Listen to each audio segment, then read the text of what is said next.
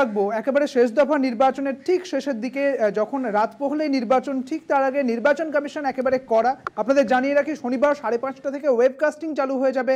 প্রত্যেকটি বুথে যে ক্যামেরা রয়েছে তা একেবারে চালু হয়ে যাবে, কিন্তু কোথাও এই ভোট গ্রহণ হবে না এমনটা বলা হয়েছে। শনিবার সকাল 5:30টা থেকে ওয়েবকাস্টিং চালু হওয়ার কথাও বলা হয়েছে। এই বিষয়ে জানবো, আমাদের সঙ্গে রয়েছেন আমাদের প্রতিনিধি সত্যসুন্দর ভট্টাচার্য। সত্যসুন্দর, ঠিক কি বলা হয়েছে নির্বাচন কমিশনের পক্ষ থেকে?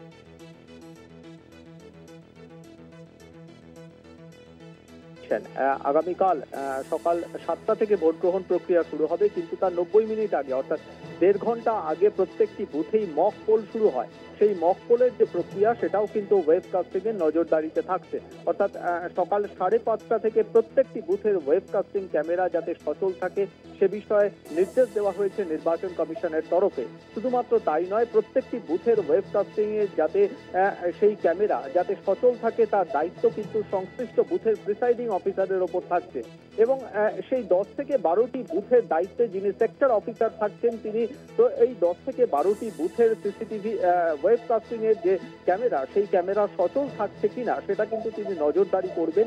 শুধু তাই নয়, গোটা বিষয়টি নিয়ে রিপোর্ট দেওয়া হবে নির্বাচন কমিশনে, সেই ক্যামেরা সচল ছিল কিনা বা তাতে কোনো যান্ত্রিক ত্রুটি হয়েছে কিনা। তার জন্য কিন্তু যদি কোনো রকম ভাবে দেখা যায় যে সেই ক্যামেরা বন্ধ হয়েছে বা কোনো রকম ভাবে সেই ক্যামেরাকে ট্যাম্পারিং করা হয়েছে, তাহলে সেই বুথের সংশ্লিষ্ট যিনি রিটার্নিং অফিসার বা অ্যাডিশনাল রিটার্নিং অফিসার এআরও তার কাছে কিন্তু স্বয়ংক্রিয় পদ্ধতিতে অ্যালার্ট যাবে। অর্থাৎ কোন বুথের কোন ক্যামেরা বন্ধ রয়েছে নির্দিষ্টভাবে কিন্তু সেই রিটার্নিং অফিসারের কাছে বা অ্যাডিশনাল রিটার্নিং অফিসারের কাছে কিন্তু সেই সংকেত পৌঁছে যাবে এবং সেই অনুযায়ী তারা প্রয়োজনীয় ব্যবস্থা নিতে পারবেন। এমনটাই কিন্তু গোটা বিষয়টার উপর নজরদারিতে রাখা হয়েছে।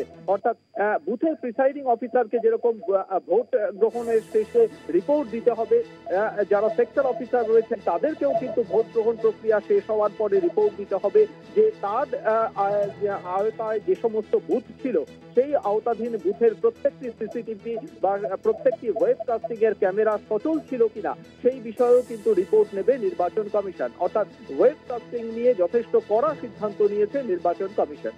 ধন্যবাদ সত্যসুন্দর তোমাকে।